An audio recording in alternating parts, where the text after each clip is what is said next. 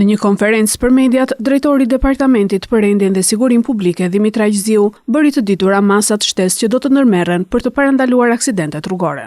Duke ju referuar aksidentit tragjik në Durrës ku humbën jetën 2 fëmijë dhe u plagos një tjetër, Zhiu theksoi se do të ketë bashkëpunim të ngushtë me të gjitha strukturat përkatëse.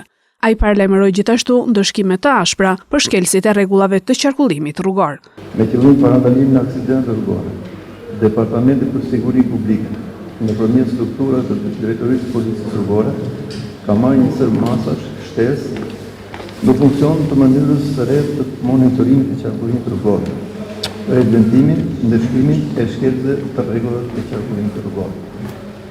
Në të futur, janë kalibruar 22 mjete shpesi mas. Janë pajisur të gjitha strukturat e Policisë Rrugore me drone, kamera dhe aparate fotografi, aparate alkool testues dhe drog testues.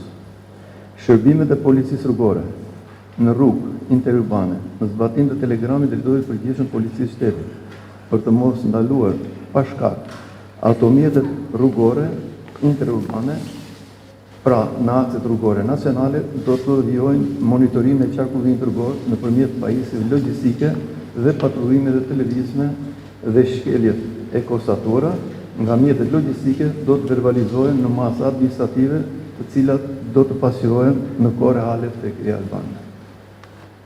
Patrullat e Policisë Rrugore në akset nacionale do të ndryhojnë kur konstatojnë sjellje arrogante në rrugë, parakalime të njëpasnjeshme, manovra të gabuara apo shpejtësi te normat lejuara, të cilat janë rrezik potencial për përfshirjen e ngjarjeve rrugore. Njëkohësisht, do të bashkëpunohet me qendrën kombëtare të monitorimit të trafikut, me qëllim që shkeljet e konstatura t'i kalojnë Policisë Rrugore për të përcuar masat administrative. Për sa i përket qendrave urbane, shërbimet e Policisë Rrugore do të vijojnë me grupe kontrolli për teste alkooli, kontroll për shpejtësi, parakalime të gabura, mosdhënie për parësi këmbësorëve, përdorim të celularët dhe rripave të sigurisë.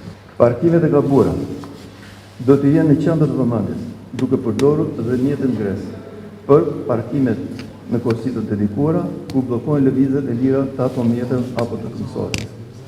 Janë analizuar të gjithë treguesit e performancës për 4 muajin e vitit 2026, krahasuar me të njëjtën periudhë të vitit 2025.